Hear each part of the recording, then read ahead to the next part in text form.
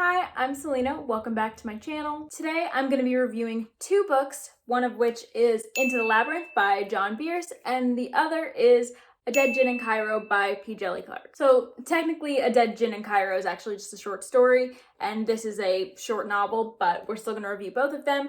And I will want to warn you, especially because A Dead Djinn in Cairo is very short. I'm not going to be going into any spoilers for either of them. But I might give a little bit more information about the stories that you want. So if that's you and you prefer to know nothing going into books, then maybe revisit these reviews after you've read Into the Labyrinth or A Dead Djinn in Cairo. Starting off first with my thoughts on Into the Labyrinth. This is a YA progression fantasy, which basically means that we follow a main character who starts with very little ability to use the magic system in a fantasy, and is pretty much downright bad at it, and then by the end of the series or the book or whatever, they ascend to the top levels of proficiency in the magic. They are experts basically by the end, and this is a series, so we're not going to see the main character Hugh become like Gandalf by the end of the first book.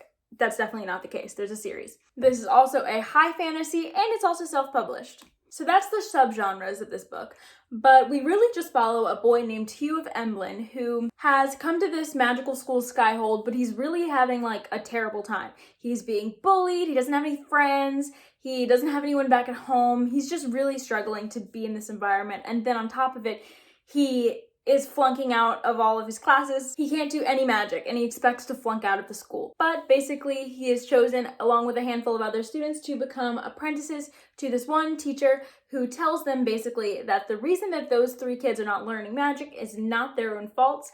It's because the school is not meeting their needs properly. And so the rest of the book is just about Hugh trying to learn magic a different way with a different tutelage, making friends and trying to be in his environment, navigate conflict, and it was beautiful. This book was so good. I don't even know where to start with this book, but since it's kind of a character-driven book, sort of, I'm going to start with Hugh, I guess, Hugh of Emblem. So the main character, Hugh, is such a good main character. He's very like sweet and shy. His personality is very understated, and it's because he's dealt with so much trauma in his life, and he's so lonely. He's so upset with his circumstances because they are so devastating for him. He's just very broken down, and diminished from what he could be. He's not flourishing, and it was so interesting to see him in that mental state and how he goes from that to getting better. And it's not better, he's not better completely, all his trauma isn't gone by the end of this book, but you really do see him deal with some of that trauma and also learning to open up to other people, learning how to make friends, and it was just really nice to see. I thought Hugh was such a nice main character to follow because of those struggles that made him very realistic, and they were very compelling to follow. The other characters were definitely not as fleshed out as Hugh, and I think partially that's because we're not in their heads. They're side characters, they serve their purpose for this book, and they're interesting, but they're not as deeply constructed as Hugh. And that also makes sense because this book is only 200 pages. It's really short. It gets a lot done in 200 pages, which I'll get to, but it does have to sacrifice some character work for the side characters in this book just to get through what it needs to get through. But I think they serve their purpose. They have really interesting backstories that we do find out things about, but you know, he has to do it in a more info-dumpy way. And I think that more depth in them will come with time as we get farther into the series because it's only book one and it's very short and it has a lot to do. As I mentioned before, one drawback of how he builds characters of the side characters, two side characters, Talia and Sabé, have like backstories, and the way those backstories are presented are just kind of info dumps, and they're interesting, and I didn't mind it that much because they're very quick, but he didn't really take time to lay out those stories. They just sort of tell you immediately, but I think that you know, that makes sense because he's trying to get through his plot point so he can fit it all in 200 pages, and it might be a little annoying for some people, so I did just want to warn about that. There is some info dumping with things like that, also somewhat with the magic system, but I didn't really mind that. If you're someone who doesn't like that, this may annoy you, but I didn't find that it overtook too much of the book. It was just there and then it was over, and it was there for a reason. On to the plot and the world of this book. This is definitely more of a character and a magic progression based book, but we did have a plot. That plot is also very contingent on magic and the world, like the setting, and I thought it was done really effectively. I think that The beginning of the book is very much focused on Hugh's personal growth and his personal growth in his magical abilities. And we are really focused on the mechanics of the magic and how these kids are getting better, things like that, and how they're getting better in their personal lives as well, after so much like trauma and rejection. But towards the end, I would say like the last 70 pages or so, we do have a more, I wouldn't say explosive, but we definitely do have a plot that comes to the forefront a little bit more and that the characters have to navigate through. And that plot is very contingent on the setting they're in and stuff. And so it doesn't have major like epic consequences for the world yet. It really is like a book one plot climax sort of thing, but it was done really well. I think that by the time we get to it, the characters, you know them so well and you've seen their progress, and so you're interested to see them be put to the test, really. And it's a really good climax and ending. I really enjoyed that. But as I said, the most of this book is about the slow character progression and magic progression, not the plot that comes up in the end, really. And I'm a plot-driven reader, so I love to have a plot that carries through the whole book. With this book, I didn't find that I needed more than watching Hugh develop and watching his magic develop. I thought that it was interesting enough, and once the more plot parts of the book came, I was interested in those too. I thought it was great. I thought this book was great. And obviously I feel like this book is the beginning of something, and things that were set up in the plot in this book are gonna come back in later plots, and I'm very excited to see how John Bierce does that. As for the magic, this is a very hard magic system that has a lot involved in the mechanics of it that you do learn about, not completely. It's only gonna become more obvious as the series goes on, I've heard. You hear a lot more about it, but the magic is pretty fleshed out, the mechanics of it, and it is interesting. But at the same time, it retains a lot of wonder to it. And I think it really does kind of feel like, you know those like wizard games, like Wizard 101, where you get to be all types of different wizards, like there's so many different things you can be and powers you can have. It felt like that, because this magic, while it does have the same basic mechanics, it can take so many different forms that you can be constantly surprised by. And you won't ever find two people who have the exact same powers, most likely, or the same power combinations, because there's so many things you can do with it. Like someone might have water magic and stone magic, and another person might have stone magic and air magic. They'll share a leg of the magic, but they have other things that they can do and combine things with. And so it felt almost like a video game or something, with so many different options that were so cool, but it also was very much focused on just a couple of people's powers, and so you got to see their unique powers, what made them unique. And then it also the magic system was so fun to discover, because we have three characters who have to do magic differently.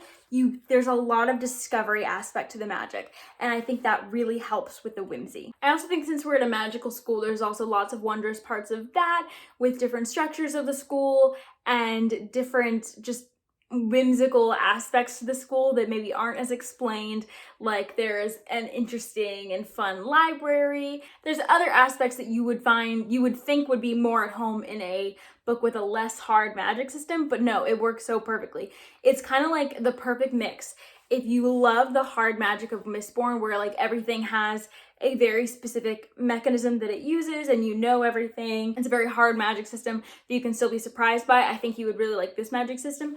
But if you wanted a little bit more of that childlike wonder from Mistborn, then I think Mage Errant will give you that while also giving you those hard magic feels. The world of this book is so amazing, in my opinion. There's so many cool different like settings and different landscapes and different creatures, and I eat that stuff up. I love magical creatures in a book, and they were very prominent in this book. And then the next book I'm pretty sure is going to be a desert, and then the next one's going to be school, and then they're basically going to alternate between like books set at the school and books set elsewhere in the world. And so I feel like if you're someone who loves magical school settings, or if you're someone who likes to travel and see an expansive world and see the magic of a whole world and hear about it, I think this book could scratch either itch. It could be for either one of you, because it's got both, and it's just so good. The next thing I want to talk about is how much this book got done with its size. This book is 200 pages, and it did so much.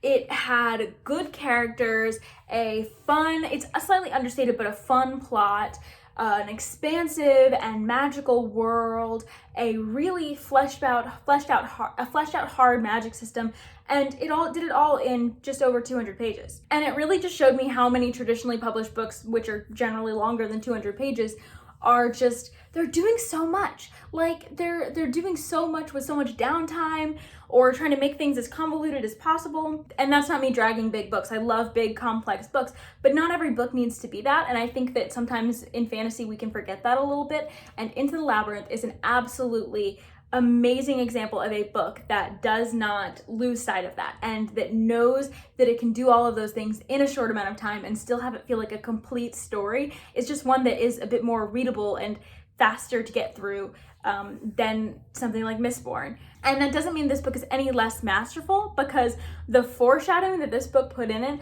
I personally think it put a ton of ground laying and foreshadowing. There were things that stuck out to me, pieces of information that I was like, remember that could be interesting.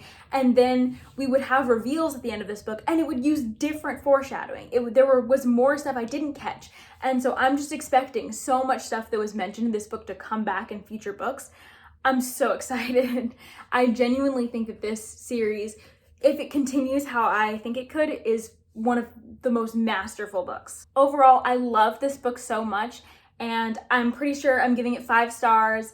It could be 4.5 stars if I continue with the series and really just think that the quality of those is more closer to a 5 star, and that this one is more close to a 4.5 star, because this does have a few minor kinks, like the info dumping at times, or just different things like that were just slightly technical errors. And so it could get a half point taken down if the other books are just so much better that by comparison it seems to go down. But for right now, this is a 5-star book, and I'm loving this series. I'm so excited to continue with the series. This has the potential to be one of my new favorites if it goes really well, and I'm just excited to continue with it. Moving on to a very short review of A Dead Djinn in Cairo by P. Djeli Clark.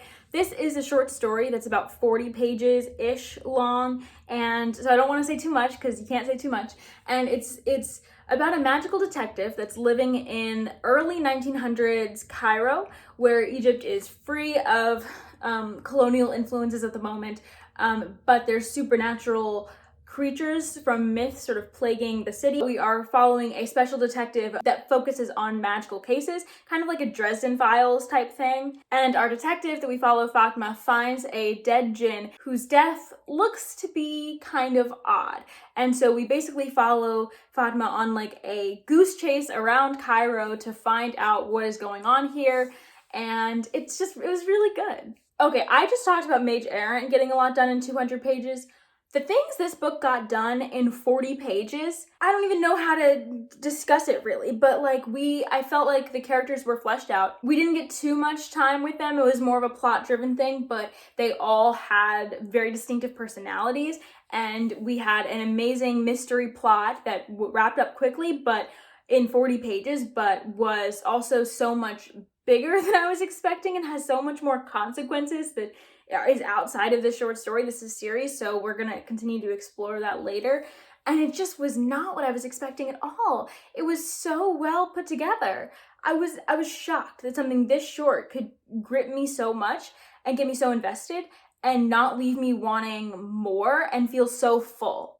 Does that make sense? And mysteries aren't usually my thing, but the way this was set up just got me hooked, and it was so good. Fatma was very quirky and interesting. There were things that she would say that I've laughed at, and I just want to get to know her more, and some of the side characters that I think are going to come up later. I'm excited to follow her more in the series. I know there's a novella after this one, and I don't think she's in that one, but maybe.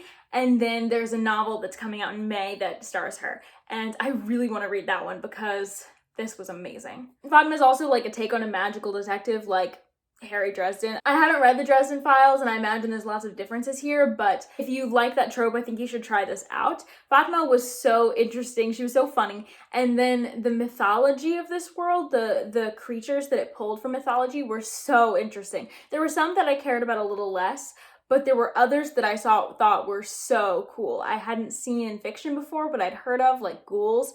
and there were others that I'd seen before but liked this interpretation much better, Djinn. And there were some that I was still a little bit wary of, the Clockwork Angels, but even those I was won over by the end. I think that this world is so cool and I'm so excited to see more of it. There's also a very cool slight commentary on colonialism with this, and that's probably coming. There's probably more of that coming as well, if I had to guess. I can't say more than what I've already said about this series because I just think it would give away too much, but I loved this. I'm so excited to continue with the rest of the series. And I don't know, I'm just really excited. It was good. It was a 4.5 star. I highly recommend you get your hands on this little short story. Thank you for watching this video. I hope you enjoyed these reviews, and I will see you next time. Bye.